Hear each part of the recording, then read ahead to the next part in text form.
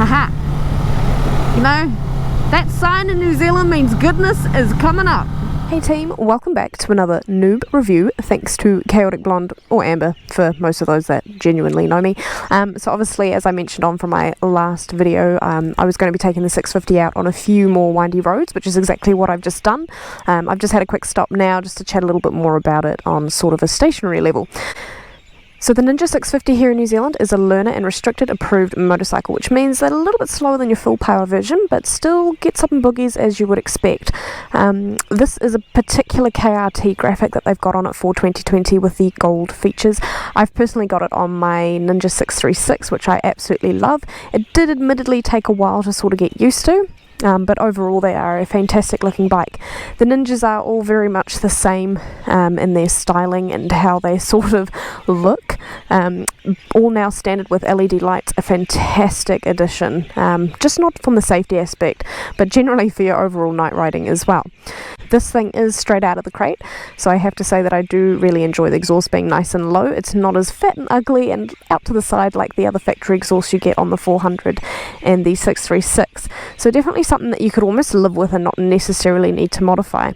They have improved the dash substantially going now to TFT. As you guys can see, I haven't yet connected up my phone to the Rideology app, but I will be doing that at some point just so I can give a true written review. All your information is right there in front of you, really clean, really clear, and absolutely love sort of the modern look that it gives. One thing I will note that I don't like about these bikes is the key being here. For some reason, I'm someone that likes it a little bit more in the centre, just like my 400 and my 636. Being sort of right out in there. All your general buttons and whatnot. You guys are more than welcome to have a Google of the spec sheet, but the rundown for the learner approved motorcycle is about 51 horse, 192 kilos, and obviously 650cc, well technically 649cc. Fantastic overall bike. I'll be posting up my videos obviously shortly of me taking it out for a wee bit more of a spin around corners, unlike my other one. But yeah, stay tuned.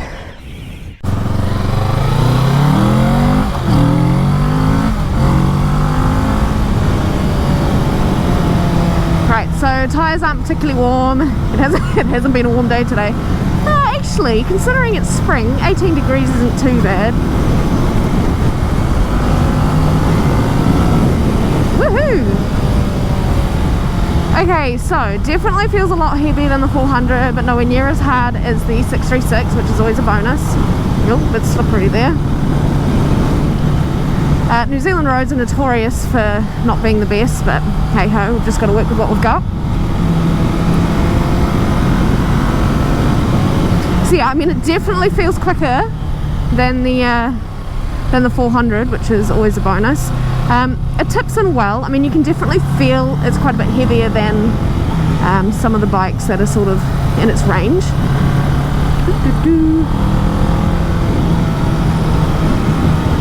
I've picked a great time to ride, right when the sun is in my eyes.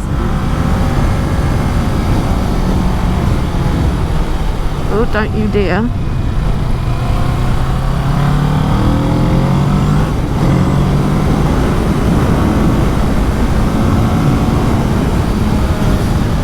Woo, doggy. Good doggy. So you can definitely feel the torque improvements over the 400, which is really nice. It's real linear as well, like clean delivery. It doesn't like suddenly come on or off, you know.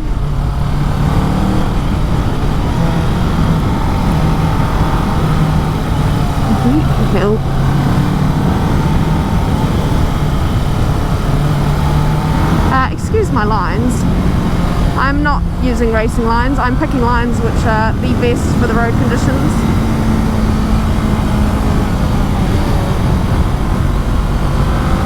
I really rate how this bike handles. It is really impressive for the weight, for the power displacement. So I'm really pushing it through its gears here. Doesn't want to kick me off, which is brilliant.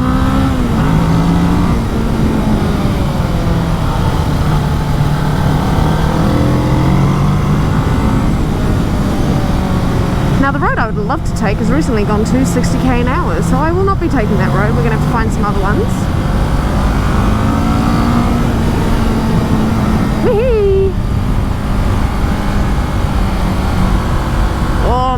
slow there. Not very confident around this corner simply because it's bumpy as heck. So there's quite a bit of vibration going on when I'm pushing it through the high res. Not something I'm a fan of. Definitely feel it in areas you probably shouldn't.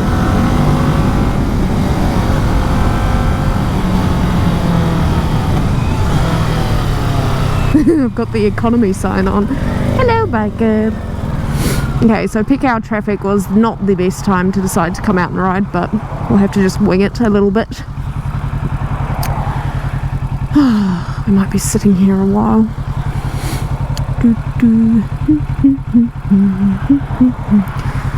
Should just park up in neutral. Nice.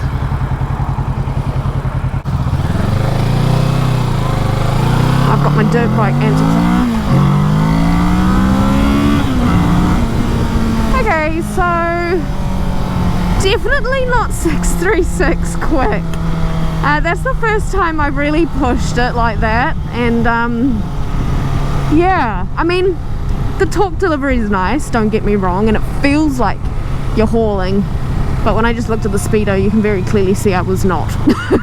I mean, for a learner bike, this is plenty power, like more than plenty power. Now, to go straight or left. What I might do is wing it round a little bit. Oh, there's rain. Are you serious right now?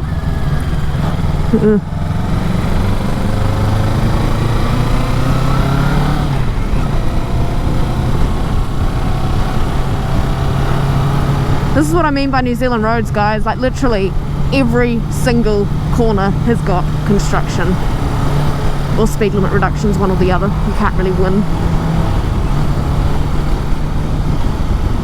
I mean, it's really nice and flowy. I mean, to be fair, this is probably just a ride review. It's not an actual review on the bike. I mean, I'm sure you guys can go Google 650 and you'll get all the specs on there. 51 horse, 192 kilos, 790 seat height, all the basics. This one, again, I should mention, is the restricted learner approved one. There is the ability to go the full power, which gives you another 10. Whether or not that would make a huge difference, potentially. The Z650 I rode did have the limiter removed on it, and definitely felt like it had a little bit more boogie. This doesn't feel restricted as such though. Like, it does feel quite even in its delivery. It doesn't feel like it's got too much more to give, but you know, considering I haven't actually ridden the 2020 full power model. Now we'll just cruise around here. I definitely appreciate all your comments on my last video, considering how casual it was, how generic, I guess, to an extent. Oh, look at my pink jacket. That's cool. I have a thing for pink. Funnily enough, it's not my favorite color, but my theory goes that if I'm ever riding, I want to be seen in pink gear, because then, you know, all you fellas know it's a lady. So this corner here is one of my favorites, and normally I do it quite nice and sweeping, but obviously there's not a lot of opportunity right now, so that's a bit of a bugger. You might just have to come back this way. But the light is getting low. I will be doing a written review on this bike as well. I'm going to go out and grab some photos and put up a little spiel about what I feel it's good, what I feel isn't good. So far, for little people like me, the reach, I mean, yeah, it'll bed in a little bit. Oh, jeepers. It'll bed in a little bit with use. But I mean, this is theoretically fresh out the box. As you guys can see, it's got 415k on the clock, so very fresh. Actually, I wonder if it's even had a break-in period. Should I really be riding it like this? Who knows? I mean, there were no restrictions that came on the instructions when it was dropped off, so can you blame me?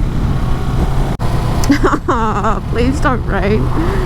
Please, I just want to have a good ride. Okay, so one thing second thing I don't like about the bike. So first thing, how far away the levers are. Second thing, the key placement. That does my head, and I really wish it was more centered to the bike. I don't like it being on the tank. That is very Z650 styling, but oh, for God's sakes, does everyone and their man and dog want to go down this way? Really? Ooh.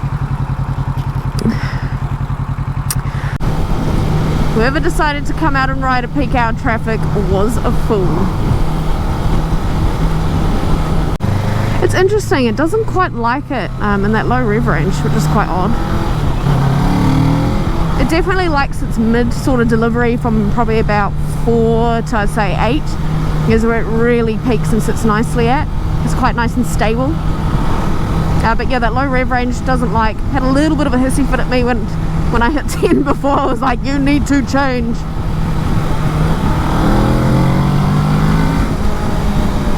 That sound is growing on me. I mean, by all means, this is definitely a cool bike.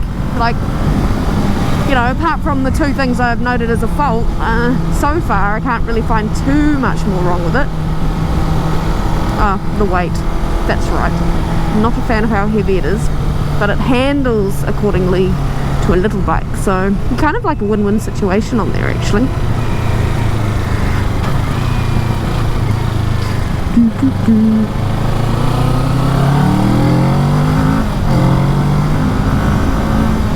Alright, so we're coming up to some pretty tight corners. I'm keen to see how this bad boy handles.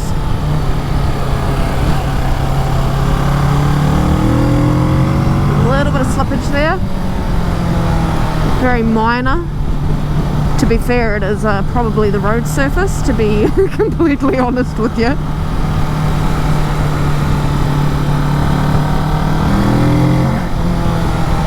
That torque really pulls you through hills rather well. The 400, you sort of be sitting there almost screaming to kind of get up the hill, but this thing, no issues whatsoever.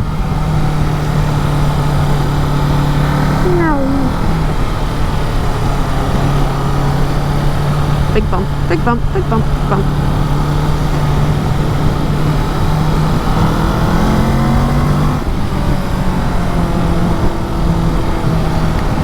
Ha ha ha. You know, that sign in New Zealand means goodness is coming up. When you don't have cars in front of you. Okay.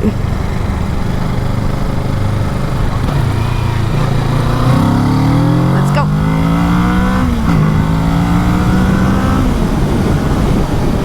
Nice little 65 corner here, super gentle. Rolls on through the throttle beautifully.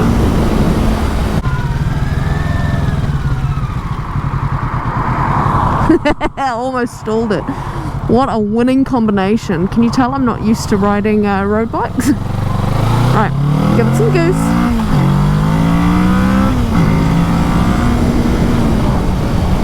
You know what I find quite interesting? If I had to hold on the throttle like that on the 636, I would be one wheel up. This thing is really well planted. Again, another really good aspect of it being a learner's bike, which is what we need to remember to review this bike as. It is not a full power bike, it is a restricted learner's bike. So we are talking absolute noobs like myself, never ridden before, jumping on something for the first time. So one thing that most people are probably going to ask me is, would I change from the 400 or the 636 to the 650? At this stage, probably not, simply because the 400 is very, very similar to the 650, and because I've got a 636, so almost a stepping stone. However, if I had purchased the 650 straight off the bat, I would be absolutely over the moon with it. I wouldn't feel the need to either step down to a 400, and I feel like I would probably have stayed a little bit longer on the 650 before progressing up to the 636, simply because that power and that torqueability is there. If you are looking at both options, I would definitely recommend test riding both the 400 and the 650 to see what power delivery you want from your learner bike. Of course, if you're just reading reviews and you're not quite confident enough to take one out, if you're a little bit bigger and wanting a little bit more boogie, the 650 will do it perfectly. If you're wanting something quite nimble and quite a bit more of a screamer, the 400 will do it too. Thanks so much for watching, guys. It has been absolutely great having you on board, and I really do appreciate the support by having a bit of a view and a listen to what I've got to say about obviously my favourite brand at the moment being Kawasaki. Be sure to stay tuned for the next one. I'll be doing a few more gear reviews now, and I'll do one on the 400 and the 636. Have a great week.